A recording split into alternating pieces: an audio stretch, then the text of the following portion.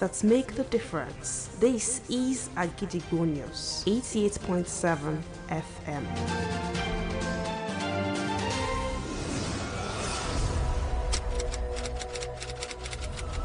This is Kunle Amzat Studio, Agidigbo 88.7 FM. Welcome to News Around the World.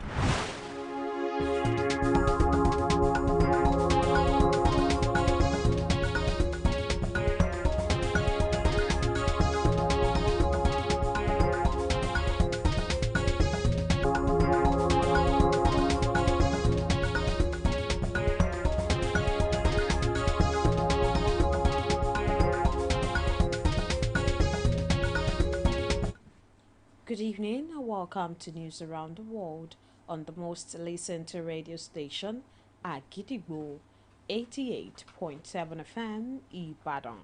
I am Wuraola Yussuf.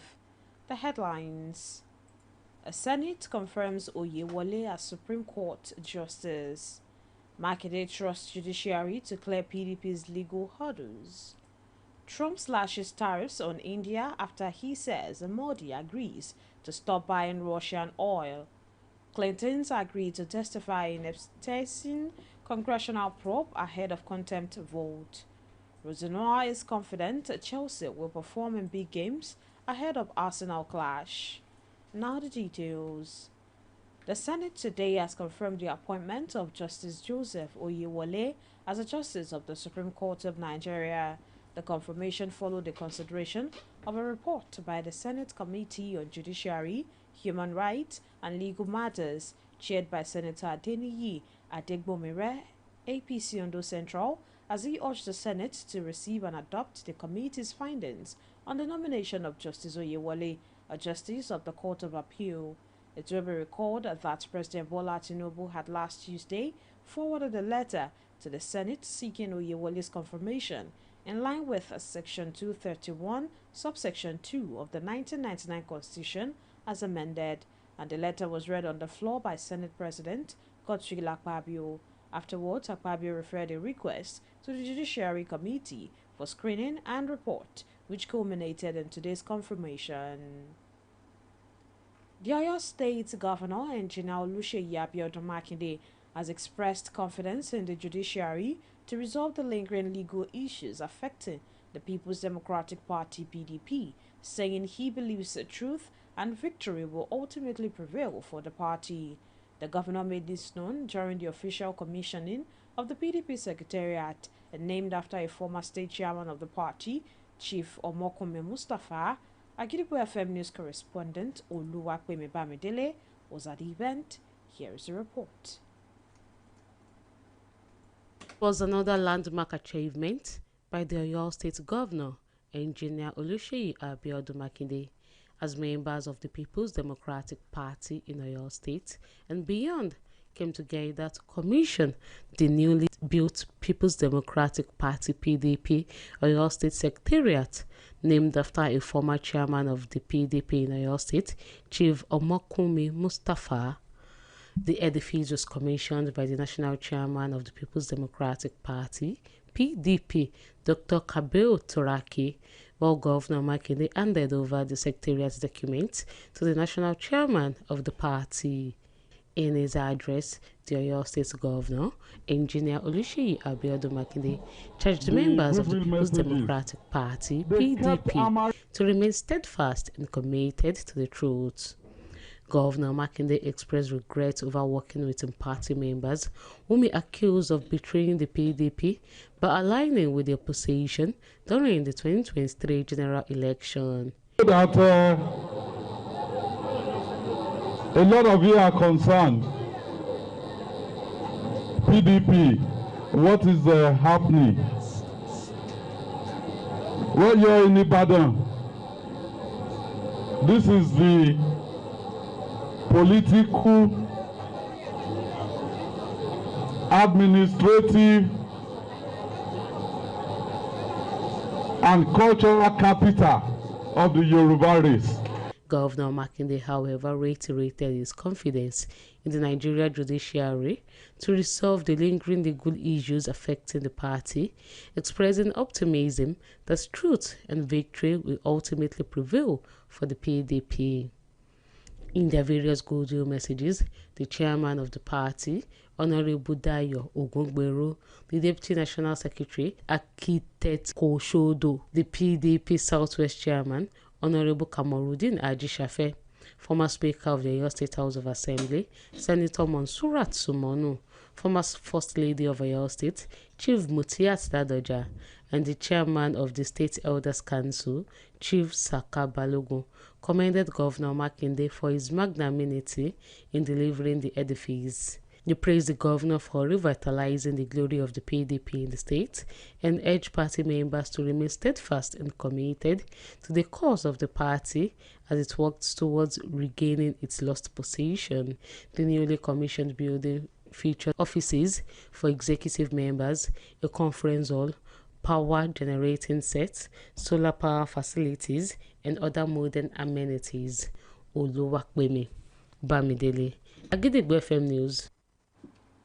The Independent National Electoral Commission, INEC, in Oyo State has launched a statewide rotational deployment of its voter enrollment device, IBAG, across all 351 registration areas in a bid to address accessibility challenges encountered during the first phase of the Continuous Voter Registration CVR exercise. Speaking with Agidigbo FM News correspondent, the INEC head of Department for Voters Education and Publicity in Oyo State, Mr. Talia Tadiagbo, explained that the Commission will systematically move registration machines from February 9, 2026, citing reasons for the commencement of the second phase.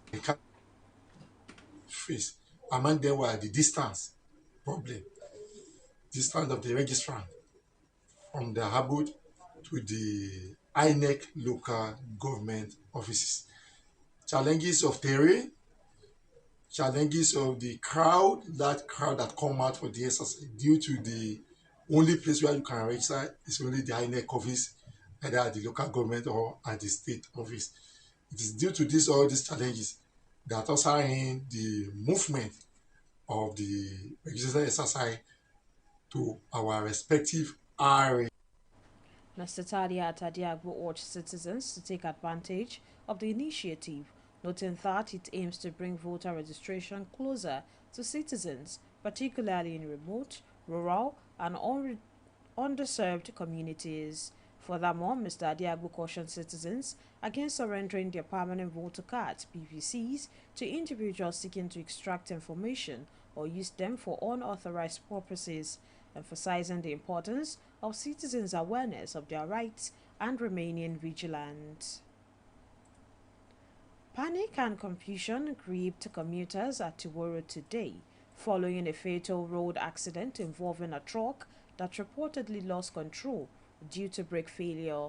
The incident, which occurred near Terminal 2, left vehicles badly damaged, as this raised fresh concerns about road safety in the area, as witnesses described the moment as sudden and frightening for motorists and pedestrians nearby. Agidigbo FM News correspondent Abiodun Oloyede reports.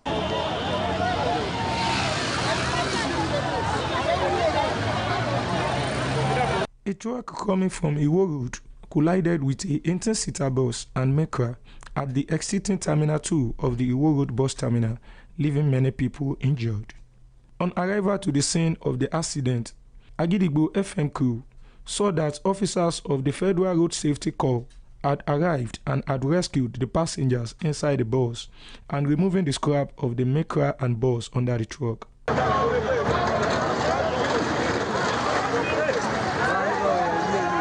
Speaking with Agidigbo FM, the Deputy Superintendent on Fire from the Federal Fire Service, Mr. Abioye Bashir, made it clear that they arrived at the scene immediately they got the emergency call from the control room. We met one Micra driver under the truck, under that container. They were able to rescue the person. He's already in hospital. The information we got was that the tanker trailer, that empty tanker trailer, It was one that hit the Mikra to force it under that container. Eyewitnesses, Mrs. Giwa Balikis and Mr. Tajuddin Al-Wajid, popularly known as Ambassador Agidigbo, narrated how the incident happened. The empty truck was parked since yesterday because the truck had brake failure, but due to the amount that was requested from him by road safety, he had to manage to drive it off the road, and that's what led to the fatal accident.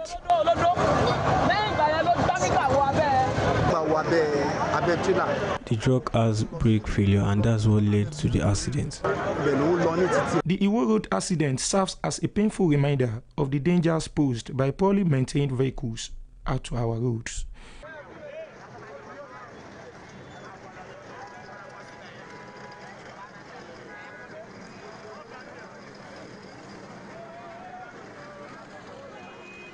Abiodun Oloyede, Agidigbo FM News.